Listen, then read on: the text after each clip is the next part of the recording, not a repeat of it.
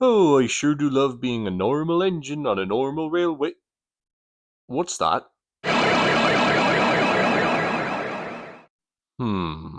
Something about this portal's just not up to code. And that's not the Great Western Way. Well, I'm going to have to do something about this.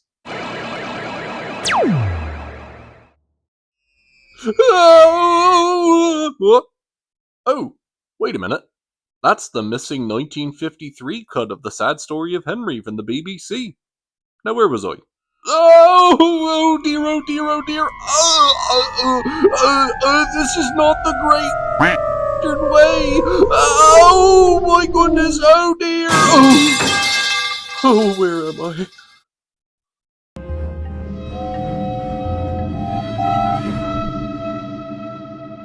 Oh dear, what's that?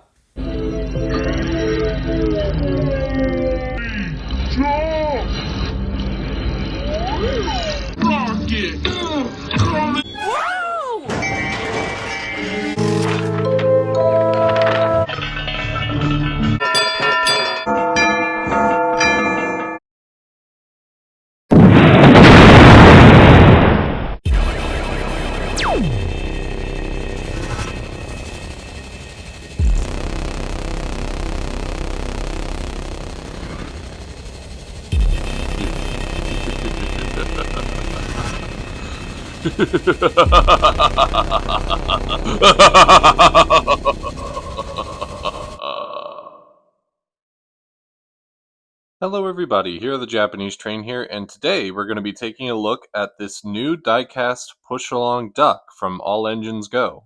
So let's go ahead and take a look.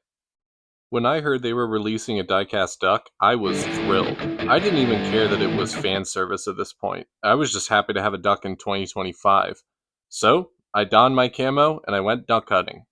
My hunting grounds of choice were my local mire because again, Midwest is best. And here's an artist's recreation of what that was like.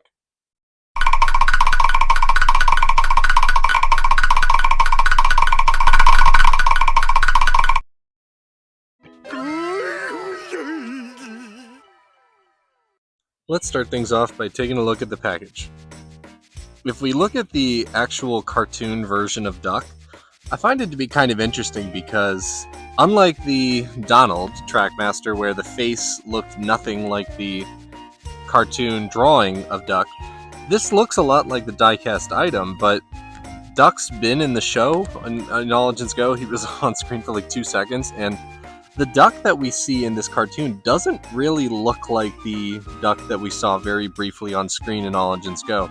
I don't know, let me know your thoughts there below, but I think because, again, this is like a fan service situation, I don't think they put a ton of effort into consistency with Duck, but other than that, it's pretty much the same standard box that you would see for other diecast items. Again, nothing on the back that's interesting for anyone to read other than, I guess, the international mumbo jumbo. But yeah, so let's go ahead and open them up and then I'll give my thoughts on the actual item itself.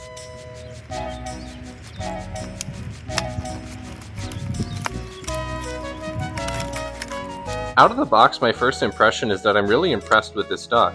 You can tell in the later All Engines Go releases that there was more of an effort to capture detail with the dome and the safety valve and the molded whistle, and even underneath the funnel they have a little square bit that's supposed to capture where the top of the smoke box is. Little details like that just capture Duck really well, even though All Engines Go is supposed to be exaggerated. I especially like the face and how they use the 2D art style medium to make some extra details in there like Duck's chin. I also really like how the eyes and the wheels are the same color. That kind of eye color matching that they've done with the All Engines Go items is pretty neat. On the subject of the wheels, I'm not the biggest fan of the yellow, but I also understand if they needed to differentiate the product a little bit from other All Engines Go characters. And also the yellow wasn't even seen in the actual show, so it's kind of an interesting choice.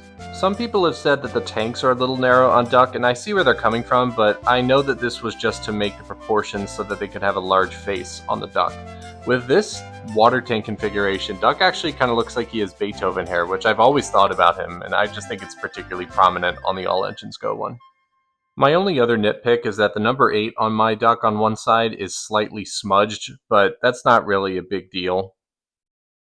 My biggest complaint with Duck, though, has to do with the buffer beam, because he's got this sort of negative space situation going on to give him buffers, which I don't mind. I'm just glad they gave him a red buffer beam.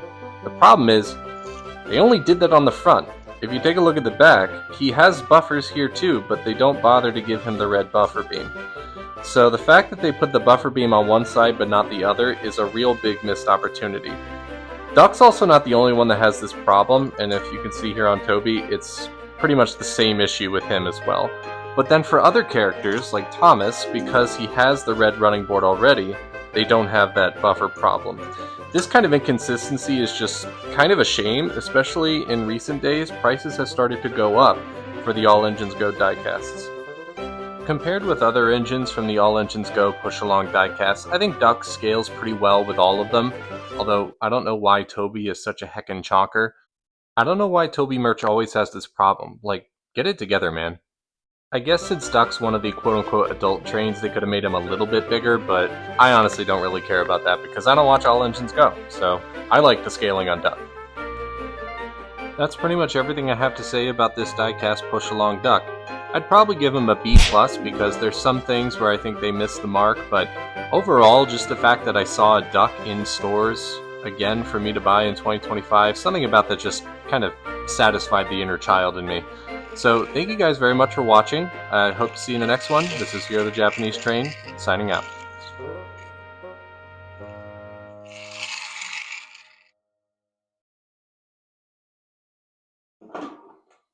Hey, where did all of our bread go? Duck?